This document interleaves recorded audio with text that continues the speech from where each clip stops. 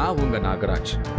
எல்லாருக்குமே மூன்றாவது கண் விழிப்படைஞ்சா பலவிதமான அமானுஷ்யங்களை செய்ய முடியும். அது மட்டும் இல்லாம நாம முற்பிறவியில சந்திச்ச சோதனைகள் தான் இப்ப நாம எதிர்கொள்ற எல்லா பிரச்சனைக்கும் காரணம். அதையெல்லாம் நம்மோட முன்ஜென்ம நினைவுகளுக்கு போய் சரி செய்ய முடியும். இப்படியெல்லாம் பிரமிப்பான விஷயங்களை ஒரு குருஜி செய்யறதா நான் கேள்விப்பட்டேன். அவரை சந்திக்கத்தான் இப்ப நான் டிராவல் செஞ்சுக்கிட்டு இருக்கேன்.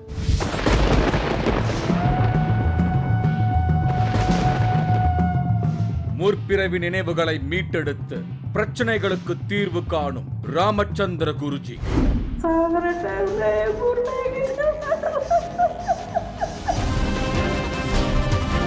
மூன்றாவது கண் விழிப்பு மூலம் சிறுவர்கள் செய்து காட்டும் அமானுஷ்யங்கள், வியக்க வைக்கும் நேரடி காட்சிகள். நான் இப்போ ராமச்சந்திர குருஜியை பார்க்க கர்நாடகா மாநிலம் கோலார் மாவட்டத்துல இருக்கிற மத்தேரி அப்படிங்கிற ஊருக்கு போயிட்டு இருக்கேன். மலை அடிவாரத்துல இருந்த அவரோட ஆசிரமத்துக்கு வந்து சேர்ந்துட்டேன். இந்த இடத்த பார்க்க ரொம்ப அழகாகவும் அமைதியாகவும் இருந்தது. இந்த இடத்துல வெள்ளை வேட்டி சட்டை போட்ட ஒருத்தர் அங்க இருந்த மரத்தோட இலைகளை ரொம்ப பாசமா தடவி கொடுத்துக்கிட்டு இருந்தாரு. நான் நெட்ல பார்த்த ராமச்சந்திர குருஜி இவர்தான். சரி, அப்படி என்னதான் பண்றாருன்னு தெரிஞ்சுக்க நான் தூரத்துல இருந்தே அவரை கவனிக்க தொடங்கினேன். செடியில இருந்த பூவுக்கு முத்தம் கொடுத்தாரு. ஒரு குழந்தை தன் தாயை அரவணைக்கிற மாதிரி அங்க இருந்த மரத்தை கட்டி பிடிச்சு அதுகிட்ட ஏதேதோ பேசிக்கிட்டு இருக்காரு. இவர் இப்படி இயற்கையை நேசிக்கிறத பார்க்கும்போது நான் இந்த இயற்கையை விட்டு எவ்வளவு தூரம் விலகி இருக்கேன்னு எனக்கு புரிஞ்சுது. அந்த நேரத்துல தான் அவரோட ஃபாலோயர்ஸ் அவரை சந்திக்க வந்திருந்தாங்க. நான் என்ன அறிமுகப்படுத்திக்கிட்டு அவர்கிட்ட பேச தொடங்கினேன். இவரோட ட்ரீட்மெண்ட் மெத்தட் எல்லாத்துக்குமே மையப்புள்ளியா இருக்கிறது தியானம். அதனால என்னையும் அவரோட டீம் மெம்பர்ஸையும் பக்கத்துல இருக்கிற ஒரு மலைக்கு கூட்டிட்டு போனாரு. சின்ன வயசுல இருந்தே இவருக்கு கடவுள் நம்பிக்கை அவ்வளவா இல்லாம இருந்திருக்கு. தியானத்துல மட்டும் இவர் அறியாத ஒரு ஈடுபாடு இவருக்குள்ள உருவாகி இருக்கு.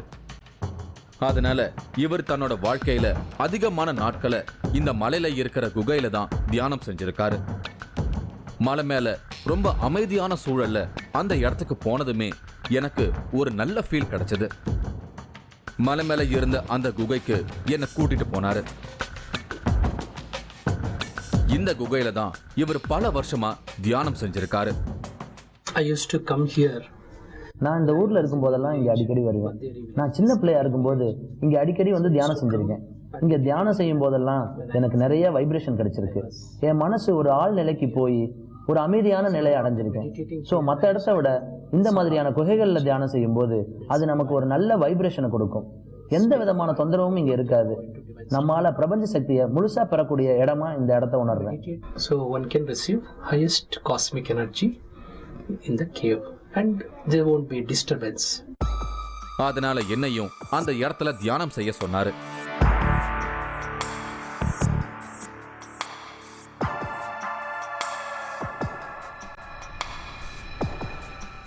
இது மட்டும் இல்லாம கிட்டத்தட்ட ஒரு வருஷ காலம் இவர் இமயமலையிலையும் ஹரித்வார்லையும் ரிஷிகேஷ்லையும் பல ரிஷிகள் கிட்ட இருந்து முறையா தியானம் கத்திருக்காரு. தியானம் மட்டும் இல்லாம ஒரு மனுஷனோட மிட் பிரெயின் ஆக்டிவேஷன், அதாவது மூன்றாவது கண்ணை விழிப்படைய செய்யறதையும் இவர் அவங்க கிட்ட தான் கத்துக்கிட்டு இருக்காரு. அந்த நேரத்துல அவரோட டீம் மெம்பரான மல்லிகா அர்ஜுன் கூட வந்த 3 சிறுவர்களுக்கும் ஏதோ சில பயிற்சிகளை கொடுத்துக்கிட்டு இருந்தாங்க. எல்கேஜி குழந்தைகளுக்கு டீச்சர் ரைம்ஸ சொல்லி கொடுக்கிற மாதிரி பாட்டோட ஆக்ஷனையும் சொல்லி கொடுத்துக்கிட்டு இருந்தாரு.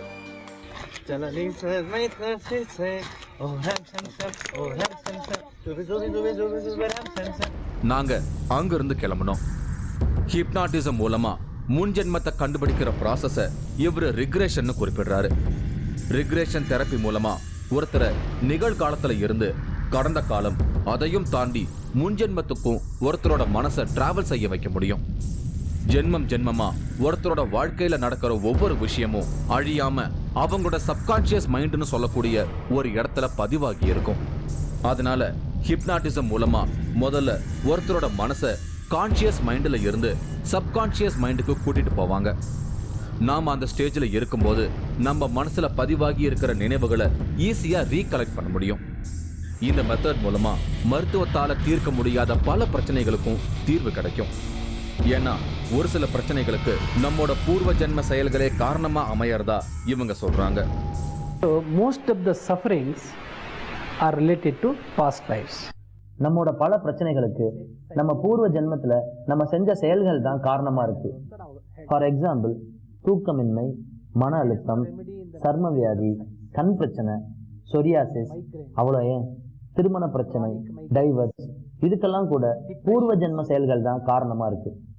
இந்த மாதிரி பல பிரச்சனைக்கு மெடிசின் மூலமா தீர்வு கிடைக்காது. ஸோ பாஸ்ட் லைஃப் தெரப்பி மூலமா இந்த மாதிரியான பிரச்சனைகளை கண்டுபிடிச்சு சரி செய்ய முடியும். Past life therapy is very effective therapy in resolving these kind of problems.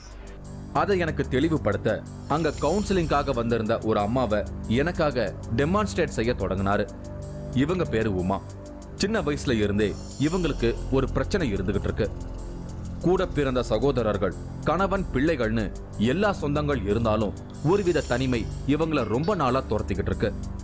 பல உறவுகள் இவங்கள சுத்தி இருந்தாலும் இவங்க மேல யாருமே பாசமாகவும் ஒரு புரிதலோடையும் இல்லாம இருந்திருக்காங்க.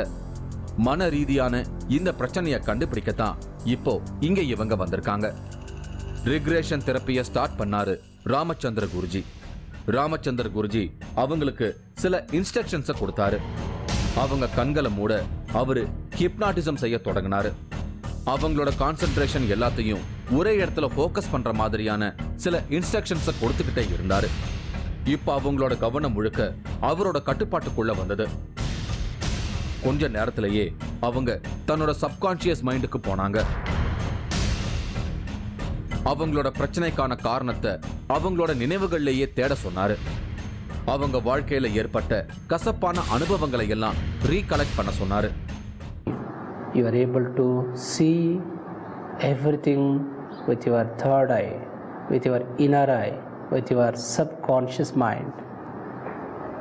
Recall and tell me which is that sweet or unpleasant memory of your childhood.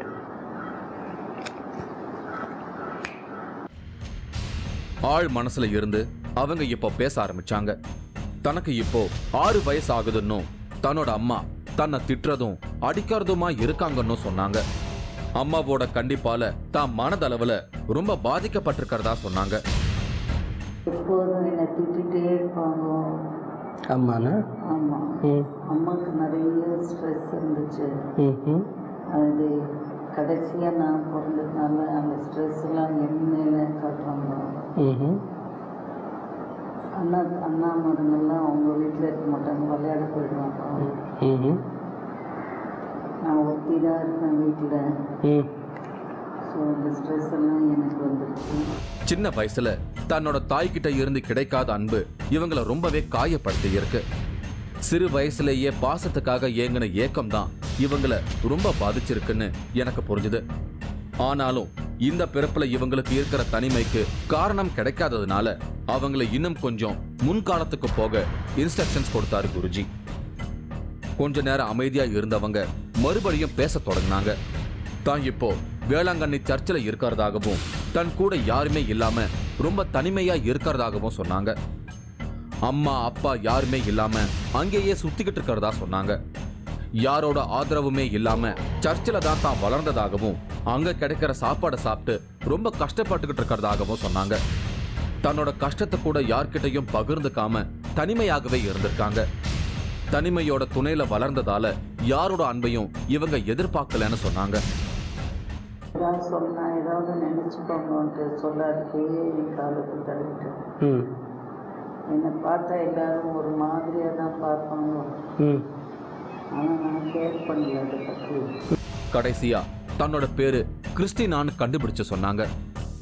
Ramachandra Guruji மறுபடியும் இன்ஸ்ட்ரக்ஷன்ஸை கொடுக்க உமா தன்னோட ஆள் மனசுல அதுக்கு முன்னாடி பிறவிக்கு போனாங்க. இப்ப அவங்க ஒரு ஆசிரமத்துல இருக்கிறதாகவும் தனக்கு ரொம்ப வயசாகி இருக்கிறதாகவும் சொன்னாங்க. அங்கேயும் நிறைய பேர் இருந்தாலும் தனக்கு சொந்தம்னு சொல்லிக்க யாருமே இல்லைன்னு சொல்லி வருத்தப்பட்டு அழுதாங்க.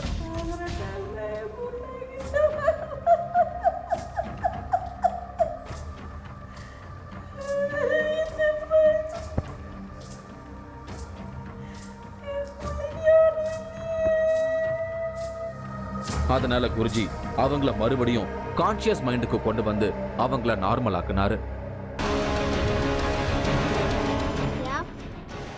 F D orange black color yellow red elephant Taj Mahal.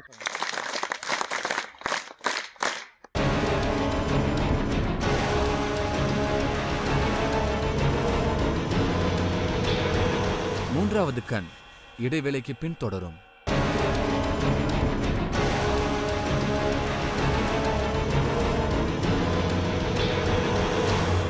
மூன்றாவது கண் தொடர்கிறது. நான் இன்னைக்கு கர்நாடகா மாநிலம் கோலார் மாவட்டத்தில் இருக்கிற மத்தேரி அப்படிங்கிற ஊருக்கு வந்திருக்கேன். இங்க இருக்கிற ராமச்சந்திர குருஜி ஒருத்தரோட முற்பிறவியில நடக்கிற விஷயங்களை கண்டுபிடிக்கிறதன் மூலமா அவங்களோட இப்போதைய பிரச்சனைகளுக்கான தீர்வை கண்டுபிடிக்கிறாரு. அது மட்டும் இல்லாம நம்மோட மூன்றாவது கண் ஆக்டிவேட் செய்யறதன் மூலமா அமானுஷ்யமான விஷயங்களை செய்ய முடியும்னு நேரடியா சில நம்ப முடியாத செயல்களை செஞ்சு காட்டியிருக்காரு. அதையெல்லாம் தான் இப்ப நான் பார்த்துக்கிட்டு இருக்கேன். இந்த பிறவியில மட்டும் இல்லாம கடந்த 2 பிறவிலையும் கூட தனிமை அப்படிங்கிற விஷயம் இவங்கள துரத்திக்கிட்டு இருந்திருக்கு. ஆனா ஒண்ணு, இந்த ஜென்மத்துல அவங்களுக்கு சொந்தம்னு சொல்லிக்க ஒரு குடும்பம் கிடைச்சிருக்கு. இப்படி பிறவிதோறும் இவங்களை துரத்துற தனிமைக்கான காரணத்தை கண்டுபிடிக்கணும்னா மறுபடியும் வேற ஒரு நாள் இவங்களை ஹிப்னாட்டிசம் பண்ணணும்னு சொல்லிட்டாரு குருஜி. இது மட்டும் இல்லாம ESPன்னு சொல்லக்கூடிய எக்ஸ்ட்ரா சென்சுரி பெர்செப்ஷனுக்கும் ஒருத்தரோட சப்கான்சியஸ் மைண்டுக்கும் நிறையவே தொடர்பு இருக்கிறதா இவர் குறிப்பிடுறாரு. ஒருத்தரால அவங்களோட சப்கான்சியஸ் மைண்ட் ஆக்டிவேட் பண்ண முடிஞ்சா அவங்களுக்கும் ESP பவர் கிடைக்கும்னு ஒரு ஆச்சரியமான தகவலை இவர் சொல்றாரு. இவரோட தியானமும் சில பயிற்சி முறைகளினாலும் அது எல்லாருக்குமே சாத்தியம்னு இவர் சொல்ற விஷயம் என்ன ரொம்பவே ஆச்சரியப்பட வச்சது. இவர் கொடுக்கிற சில பயிற்சிகளால ஒருத்தரோட மிட் பிரெயினை ஆக்டிவேட் செஞ்சு அவங்களோட மூன்றாவது கண்ணை விழிப்படைய செய்ய முடியும்னு சொல்றாரு. அதன் மூலமா ஒருத்தர் தன்னோட ஐம்புலன்களையும் பயன்படுத்தி பல ஆச்சரியமான விஷயங்களையும் செயல்களையும் செய்ய முடியும்னு சொல்றாரு ராமச்சந்திர குருஜி. எக்ஸ்ட்ரா சென்சரி பர்செப்ஷனுக்கும் நம்மளோட சப்கான்சியஸ் மைண்டுக்கும் நிறைய தொடர்பு இருக்கு. ஒரு நாய் தன்னோட மோப்ப சக்தியை பயன்படுத்தி எப்படி திருட்டை கண்டுபிடிக்குதோ அதே மாதிரிதான் ESP பவர் இருக்கிறவங்கனாலையும் முகர்ந்து பார்த்து பல விஷயங்களை கண்டுபிடிக்க முடியும். மனிதர்கள் எல்லாருக்குள்ளயும் இந்த பவர் ஈக்குவலா தான் இருக்கு. முறையா ஒரு சில பயிற்சிகள் செய்யறதன் மூலமா எல்லாரும் இந்த பவரை வெளிக்கொண்டு வர முடியும். ஸோ நம்ம பயிற்சி செய்யறதன் மூலமா இந்த எல்லா உணர்வுகளையும் நம்ம ஆக்டிவேட் செய்ய முடியும். ஸ்மெல், டச், சவுண்ட், விசன், இப்படி எல்லா உணர்வுகளுமே நம்ம சப்கான்சியஸ் மைண்டோட கனெக்ட் ஆகிருக்கு. All senses are connected to subconscious mind. பக்கத்துல இருந்த ஒரு ஸ்கூலுக்கு என்ன கூட்டிட்டு போனாரு. கார்ப்பரேட் கம்பெனில இருந்து பல ஸ்கூல்கள்ல இருக்கிற மாணவர்களுக்கும் இந்த மிட் பிரெயின் ஆக்டிவேஷன் பயிற்சியை இவர் சொல்லிக் கொடுக்கிறாரு. எல்லாருக்குமே சாத்தியமான இந்த விஷயம் சின்ன வயசா இருக்கிறவங்களால ரொம்ப ஈஸியா செயல்படுத்த முடியுமா? அதனால தான் இவர் என்ன அங்க கூட்டிட்டு போனாரு. குருஜியோட அவரோட டீம்ல இருந்த சிலரும் அங்க அசம்பிள் ஆகி இருந்தாங்க. அங்கிருந்த டேபிள் மேல சில இன்ஜெக்ஷனை வச்சிருந்தாங்க. குருஜி அந்த பசங்களுக்கு தன்னோட வழக்கமான பயிற்சிகளை சொல்லி கொடுத்துட்டு இருந்தாரு. அவர் தன்னோட கண்களை மூடி தனக்கு தானே ஹிப்னாட்டிசம் பண்ண தொடங்கினாரு.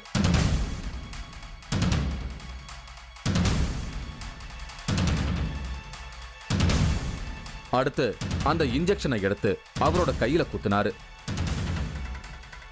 அது கிட்டத்தட்ட 2 இன்ச்சு இருக்கும். சுத்தியால ஆணி அடிக்கிற மாதிரி அந்த இன்ஜெக்ஷனை தன்னோட கையில தட்டிக்கிட்டே இருந்தாரு.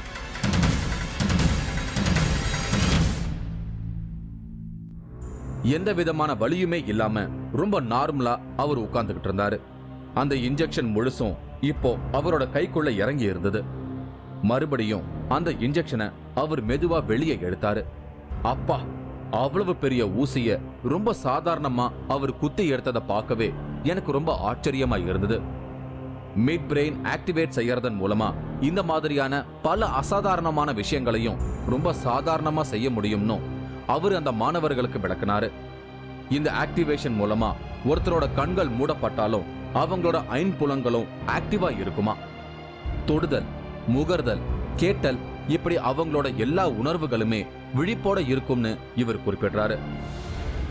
அப்பதான் அந்த ஸ்கூல்ல இருந்த ஒரு மாணவரோட கண்களை அவங்க கட்டி விட்டாங்க. அது மாதிரியே அவர் பயிற்சி கொடுத்த ஒரு சிறுவனுக்கும் கண்ணை கட்டி விட்டாங்க. போதாத குறைக்கு அந்த ஸ்கூல் டீச்சரும் கூட அவங்களோட கண்ணை கட்டி இருக்கிறத பார்த்து அதை செக் பண்ணாங்க. அந்த சிறுவனோட கையில ஒரு காடை காட்டி அது என்ன கலர்னு கேட்டாங்க. கண்ணை கட்டி இருந்ததால அவரால் அதை கண்டுபிடிக்க முடியல. அடுத்து அதே காடை பயிற்சி பெற்ற அந்த சிறுவன் கிட்ட கொடுத்தாங்க. அதை முகர்ந்து பார்த்த அவரு உடனே அதோட கலரை கரெக்டா சொல்லிட்டாரு. Blue color card, white sea.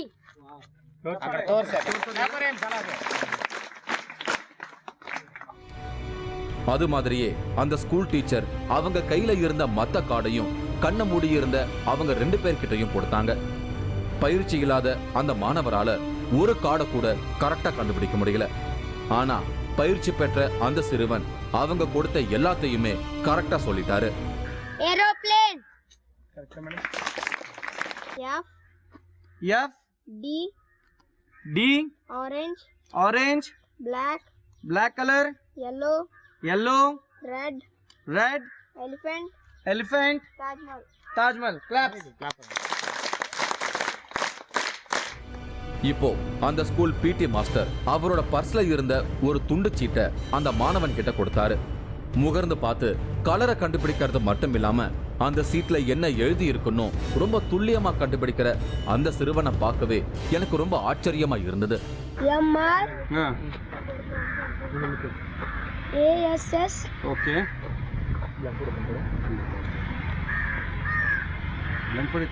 O CIA TES. Very good. மறுபடியும் அவங்க கையில ஒரு புக்கை கொடுத்து குறிப்பிட்ட ஒரு பக்கத்தை எடுக்க சொன்னாங்க. அந்த சிறுவன் முகர்ந்தபடியே கரெக்டா அவர் சொன்ன பக்கத்தை எடுத்ததோட அதுல என்ன எழுதி இருக்குன்னு படிக்க தொடங்கிட்டாரு. R.K. Narayan is widely considered Very good. to be one of India's and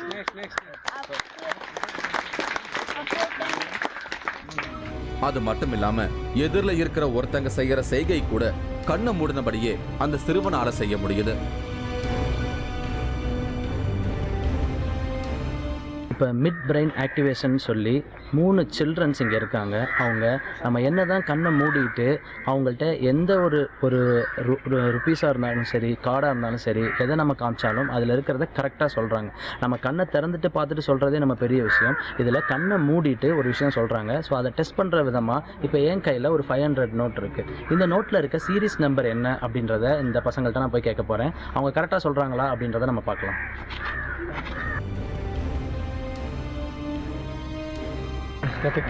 Take this. What is this?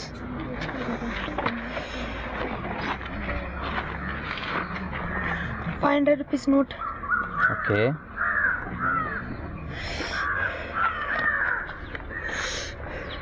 Can you look at the series number? Yes. 9GR 5255 75. Wow. Good. Correct.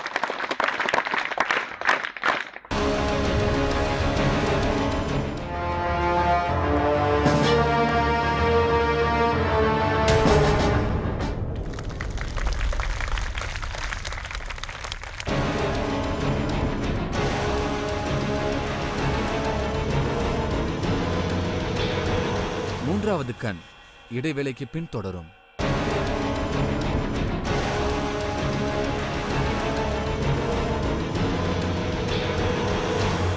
மூன்றாவது கண் தொடர்கிறது.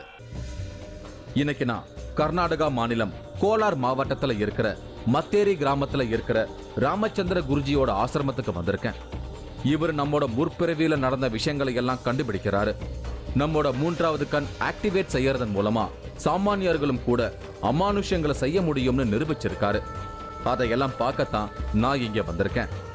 அடுத்ததா நடந்த விஷயங்கள் தான் என்ன ரொம்பவே பிரமிக்க வச்சுது. அவ்வளவு ஏன், ஒரு சிலர் இதை நம்ப கூட மாட்டாங்க. ஏன்னா மலையிலையும் காடுலையும் தவம் இருந்து செய்யப்படுற சித்துக்கள் மாதிரி இந்த சிறுவர்கள் செய்யற விஷயங்கள் இருக்கு. அதனால அந்த கூட்டத்துல இருந்த ஒரு மாணவிய கூப்பிட்டாங்க. அவங்க கையில இருந்த வாட்சை வாங்கி கண்ணை கட்டி இருந்த சிறுவன் கிட்ட அதை கொடுத்தாங்க. அத முகர்ந்து பார்த்த சிறுவன் அதோட கலரை கரெக்டா சொன்னாரு. Red color. Okay. அடுத்து அந்த வாட்சோட வாசத்தை நல்லா மோப்பம் பிடிச்சாரு. இப்ப அந்த வாட்ச அந்த கூட்டத்துல இருந்த வேற ஒரு மாணவியோட கையில கட்டி விட்டாங்க. அவருக்கு கொடுக்கப்பட்டிருந்த டாஸ்க் என்னன்னா, அந்த வாட்ச் இப்போ யார் கையில இருக்கோ அந்த நபரை தன்னோட கண்கள் கட்டப்பட்ட நிலையிலேயே அவர் கண்டுபிடிக்கணும். எக்ஸாக்டா சொல்லணும்னா திருட்ட கண்டுபிடிக்கிற மோப்ப நாய் மாதிரி அவரோட மோப்ப சக்தியை பயன்படுத்தி இப்ப அந்த வாட்சை கண்டுபிடிக்கணும். உண்மையாகவே அவரால அந்த வாட்சை கண்டுபிடிக்க முடியுமா? நாய்களுக்கு இயற்கையாகவே இருக்கிற அந்த பவர் ஒரு சில பயிற்சி மூலமா மனிதர்களுக்கு வரவழைக்க முடியுமா? இப்படி எனக்குள்ள சில கேள்விகள் எழத் தொடங்குச்சு. அவர் இப்போ வாட்சை கண்டுபிடிக்க தயாரானாரு. கண்கள் கட்டப்பட்ட நிலையிலேயே மெதுவா அந்த கூட்டத்துக்கு நடுவுல நடந்தாரு.